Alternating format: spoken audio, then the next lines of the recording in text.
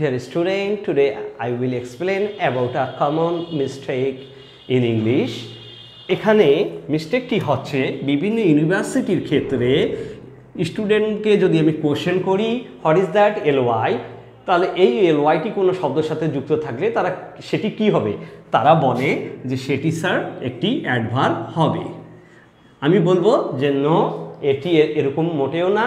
Just আমরা একটি পার্থক্য দেখলেই বুঝতে পারবো আসলে সেটি অ্যাডভার্ব হবে কি না বা অ্যাডজেক্টিভ হবে কি না।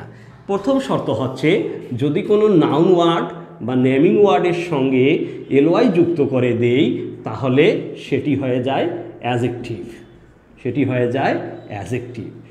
লাইক দ্যাট, যদি একটা নাউন ওয়ার্ড যেমন ফ্রেন্ডের সাথে এলওয়াই যোগ করে দিলে হয়ে যায় কি ফ্রেন্ডলি। সো এই ফ্রেন্ডলিটা মূলত একটি অ্যাডজেক্টিভ, সেটি হচ্ছে একটি অ্যাডজেক্টিভ। সংক্ষেপে দিলাম, যদি মাদার, এটা একটি নাউন ওয়ার্ড, মাদারের সাথে এলওয়াই যুক্ত করে দিলে সেটি হয়ে যায় মাদারলি।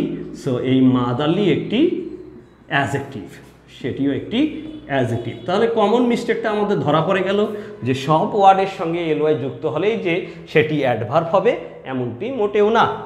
সো অ্যাডভার্ব তখনই হবে যদি কোনো অ্যাডজেক্টিভ ওয়ার্ডের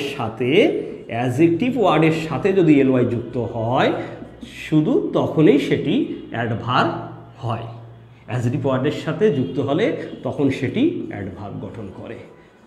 লাইক দ্যাট স্টুডেন্ট, আমরা একটি অ্যাডজেক্টিভ ওয়ার্ড ধরি যেমন স্লো। এই স্লোর সঙ্গে এলওয়াই যুক্ত করে দিলে সেটি স্লোলি হয়ে যায়। এই স্লোলিটি মূলত একটি অ্যাডভার্ব। যদি আমি এরকম বলি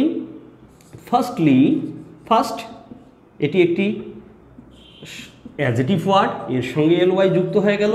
সো ফার্স্টলি, প্রথমত, এটি ডেফিনেটলি